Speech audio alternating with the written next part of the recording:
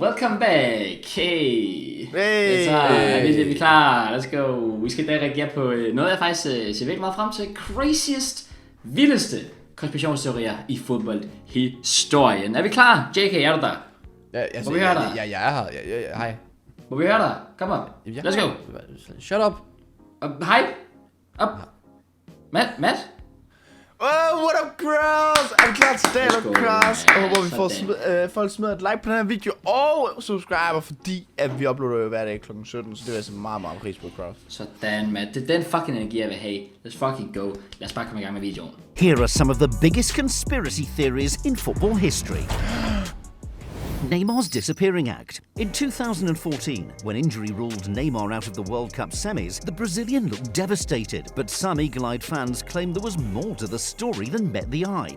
Let's rewind to that tournament. Brazil were under huge pressure to win on home soil. Neymar was only 22, but he was already the national team's star man. The Barcelona forward helped Brazil reach the quarters, where they came up against an impressive Colombia side. Brazil won a tight, tense game 2-1, but it wasn't a completely positive night for the hosts. That's because in a very physical match, Neymar suffered a minor fracture of a vertebra in his back after being kneed by Juan Zuniga. The doctors immediately told him he wouldn't be fit for the semis against Germany. That's the official story anyway. Some fans don't believe it. They think Neymar faked his injury because he didn't want to be part of a possible humiliation by the Germans. Conspiracy theorists studied pictures of Neymar being taken to hospital and claimed that some of his tattoos were missing. They argued Brazil had employed a body double and that Neymar was absolutely fine. Vi starter mildt ud. Whatever the truth, Brazil lived through their worst nightmare in a 7-1 thrashing by Germany a few days later. Tottenham's dodgy lasagna. Bro, jeg skal lige høre det. Altså, okay, så de mener, at det bare legit faked en skade på den måde. Det er jo... Altså fandt de dobbeltgænger, der var. Ja, præcis. Og så er de lige glemt at kopiere nogle af tatoveringerne. Det er for fucked up til mig. Altså jeg tænkte sådan, det var sådan lidt hyggeligt det her, og nu er det bare sådan, det er bare straight up totalt insane teorier. Sådan noget, hvor Neymar faktisk var, det var ikke noget med, at han var sådan 3-4 centimeter for at aldrig kunne spille fodbold igen. Ja, jo, lige præcis. Men det er fake, så... Ja, fuck det er lille, jeg skal bare tage sammen. Ja, vi starter dårligt. Nutritionists and chefs have a pivotal role to play in modern football. In 2006, Tottenham found this out in the worst possible circumstances. It was the final weekend of the Premier League season. For Spurs, the task was simple. Beat West Ham and they'd finish in the top 4. Tottenham could almost hear the Champions League anthem ringing in their ears. The squad stayed at a hotel before the game at Upton Park. They were served lasagna in the restaurant the night before the match. The players were in a relaxed mood as they tucked into their food. But a few hours later, several Spurs players were throwing up in their hotel rooms. It wasn't a coincidence that numerous players fell ill at the same time. The lasagna had given them food poisoning. Some Tottenham players weren't able to play the next day. Others did play but were far from their best. West Ham won 2-1 and Arsenal qualified for the Champions League instead. Was the chef an Arsenal fan? The hotel was cleared of any wrongdoing, but Tottenham supporters still suspect foul play. South Korea at the 2002 World Cup. South Korea's run to the semi-finals of the 2002 World Cup is often described as a fairy tale, but there's a much darker side to the co-host's achievement that summer. With Gus Hiddink in charge, South Korea were determined to do more than just make up the numbers. The Daegu Warriors finished top of the group ahead of the USA, Portugal and Poland. They then beat Italy in the round of 16 before dumping out Spain in the quarters. Hiddink's side were finally halted in the semis, beaten 1-0 by Germany. But although Koreans were thrilled by the team's achievements, Italy and Spain were left flabbergasted by some controversial refereeing decisions. Italy had Francesco Totti harshly sent off and a Damiano Tomasi goal incorrectly ruled out. Spain had 2 goals chalked off in the quarter-final before their eventual defeat on penalties. Ivan Helguera called it a robbery, and the Spanish media slammed the match officials as thieves of dreams. 20 years later, fans in Italy and Spain still refuse to believe they were victims of just bad luck.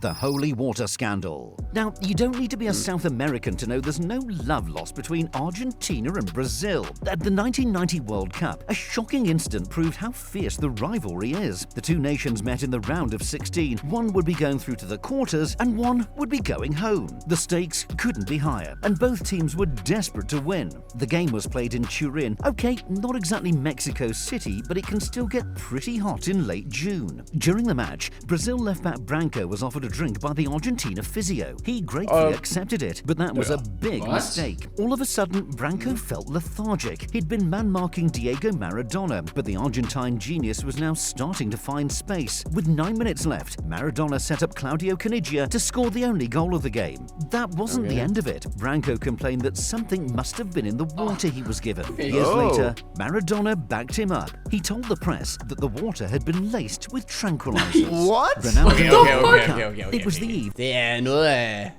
Det tog en drejning. Så, altså også fordi Maradona går ud og siger det selv. Ja, det var den del, der ligesom var sådan... det skulle du nok ikke have sagt.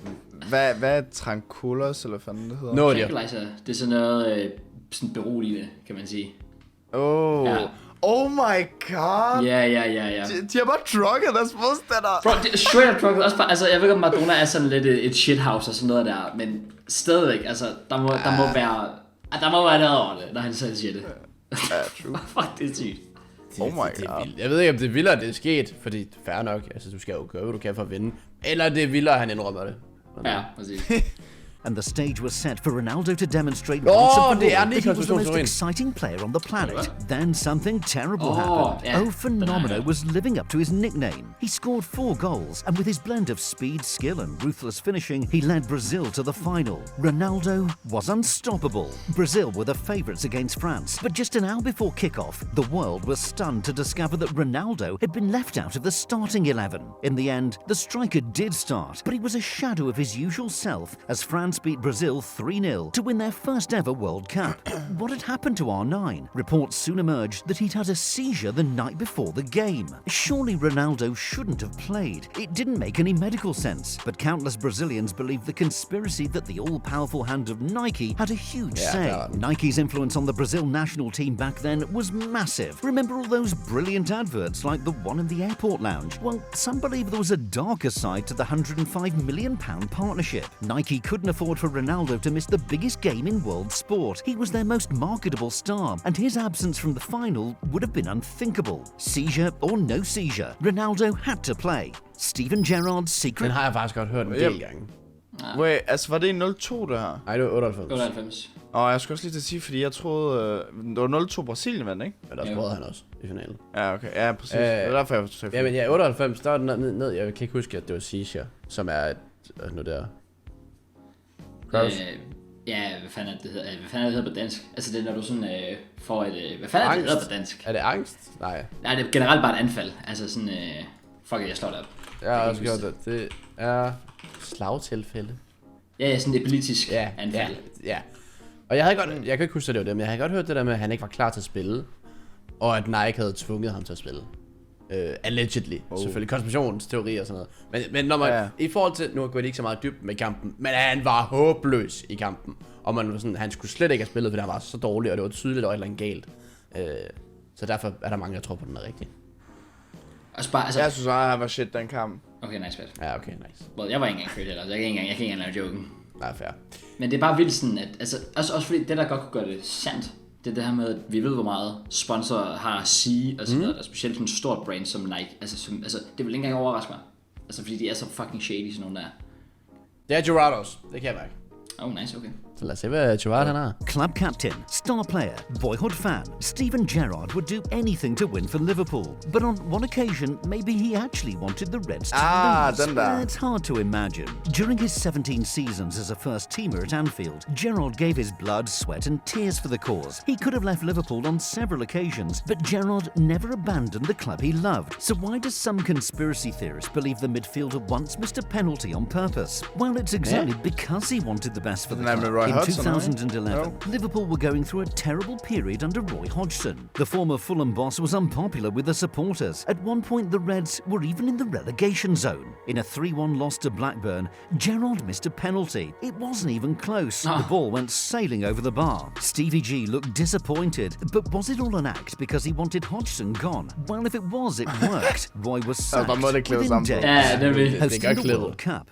England and the United States were the favourites to host the 2018 and 2022 World Cups. But in December 2010, when the vote was held, both countries were left stunned by the result. The host nations were chosen at FIFA's headquarters in Zurich. For the 2018 edition, England had a strong rival in Spain and Portugal, but they felt they'd done enough to win the vote. As for the US, they fancied their chances of landing the 2022 World Cup ahead of South Korea and Japan. To the surprise of almost everyone in attendance, Russia won the hosting rights for 2018. Then something incredible happened. When Sepp Blatter opened the envelope for 2022, the name of Qatar was inside. There have been allegations of corruption and bribery ever since. American prosecutors accused Russian officials of paying millions of dollars to FIFA voters. There were also allegations made against Qatar. A leaked email sent by FIFA's General Secretary Jerome Valk suggested they'd bought the hosting rights. Qatar is a tiny nation with zero football heritage. Either they managed to persuade FIFA with some very well-crafted arguments and dazzling PowerPoint presentations, or, well, you can probably guess where we're going with this. Howard Webb's favorite club for a long time. Der er ikke i tvivl. Det er også en, altså den tror jeg på. At VM i Katar er købt 110%. Så den er god, men den er også svag, for den skal være rigtig. Ja, præcis. Nå, så kommer United-fanen, eller hvad? Yeah, I got to see a memes Howard Webb was free in England, but in 2015, an inflammatory comment from the retired ref left many supporters up in arms. Webb became a Premier League referee in 2003 after quitting the police force. He quickly rose through the ranks, winning respect for his no-nonsense style of officiating. In 2010, Webb was effectively recognised as the best referee on the planet when FIFA appointed him to take charge of the World Cup final. He wasn't universally popular, though. There were suspicions back in England about Webb's allegiances. After a string of pro-Manchester United decisions, the Yorkshireman was accused of secretly being a Red Devil. Liverpool fans were particularly irate when in 2009, Webb gave United a controversial penalty against Tottenham. United had been losing 2-0, but they fought back to win the game and remain in control of the title race. Then in 2015, Webb quipped that United had got worse since his retirement and suggested it might not be a coincidence. The ex-ref was just making a joke, but not everyone saw the funny side.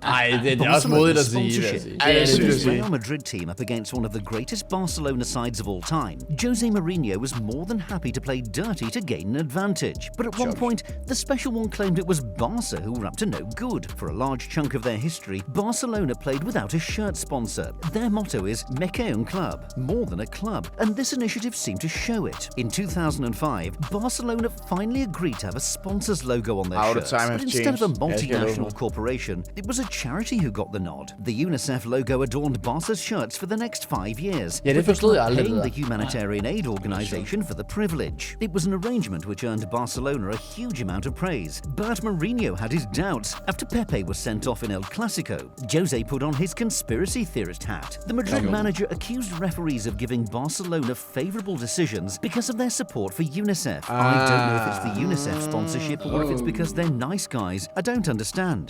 Så er det vildt, der ikke er flere, der har gjort det, hvis det var. Ja, det er også lidt. Jeg føler også, det er lidt at presse citronen. Ja, det er det. Men det er sgu jo. Ja, det er rigtigt. Ja, det var jo BWin, de havde sponsor. Du må vel nærmest ikke engang have betting sponsor med her, må du? Der er jo betting. Hvad for noget? Altså, siger du betting sponsor, JK? Ja. Alle har, der er fucking mange altså, betting sponsor. På trøjen også? Ja. Har West Ham ikke? Ja, altså Newcastle havde i hvert fald sidste sæson, men der er flere sådan mindre ligaer, der er begyndt at gøre det lidt op. Okay, jeg troede faktisk efterhånden, at det var noget, der var faset ud, at man ikke, altså du måtte godt have det som måske en del af klubben, men at det ikke var det, der var på trøjen på fronten. Nej, fordi det er det, de skal sælge. Nå, West Ham har vel stadig det der Betway, eller fandt noget af. Ja, det er sgu rigtigt, det har de sgu ikke. Det er sgu sygt nok, at det stadig er en ting, men det er fair nok. Ja, præcis. Det er desværre. European referees against the English. European Cup was founded in 1905, but England refused to send a team for the first edition. That decision might have proved very, very costly. The FA didn't really see the point of this newfangled competition. They thought it could undermine their own tournaments. Chelsea could have taken part in 1955 to 56, but the Football League persuaded them to withdraw. Manchester United participated the following season, but the damage had already been done. Some people argue that UEFA wanted to punish England for not getting involved from the start. They insist that it's not not a coincidence that an English team didn't win the competition until 1968, when Matt Busby's United lifted the trophy at Wembley. There were certainly some dodgy decisions before then. Liverpool were on the wrong end of some terrible refereeing when they lost to Inter in 1965. A club director gave birth to the conspiracy when he claimed that UEFA were out to get all English sides. English clubs have now won the European Cup or Champions League 14 times, so it's fair to say UEFA no longer holds a grudge. Which other conspiracy theories would you add to the list? Ja, er der flere, vi lægger ind med i forhold til, jo, man kunne sige, altså, bare så Chelsea-kampen kunne godt være matchfixing. Jamen, det var faktisk, jeg tror faktisk, at den diskuterer at være ind på her til sidst, fordi der er jo netop nogen, der mener, og igen, nu siger jeg bare, at folk siger, ikke fordi jeg synes, det var stadig en bullshit-kamp, men stadig. Der var folk, der siger, at i 08 var det jo Chelsea United i finalen, og i 09, hvis Chelsea havde slået Barca ud, ville det igen have været Chelsea United. Og der er nogen, der mener, at UEFA ville ikke have, at det igen var de to samme engelske hold i finalen, så de riggede kampen for at sørge for, at der kom et nyt hold i finalen, som så var Barca. Wow. Det er konspirationsteorien, jeg har. Det var hvad? FIFA er korrupt, og det er UEFA sikkert også, men FIFA er i hvert fald. Ja, jo. 100%. Ja. Det er ikke noget enige om. Ellers er der ikke andre konspirationsteorier, jeg lige kan komme. Jo, og igen, vi kommer til at vende dem så meget på podcasten også. Men altså, der er no chance, at Morata det ikke er hvidvask. Det er den største konspirationsteori, jeg tror på. Morata er hvidvask. Der er no chance, han er solgt for flere milliarder, når han ikke kan finde at spille fodbold. Yep. Så, ja. Hvis I har andre, så smid en kommentar med dem. Så. Let's go. Men jeg har ikke tilføjet. Krause?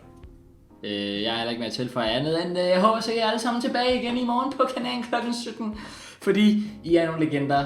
Ja tak, let's go. Peace out. See ya.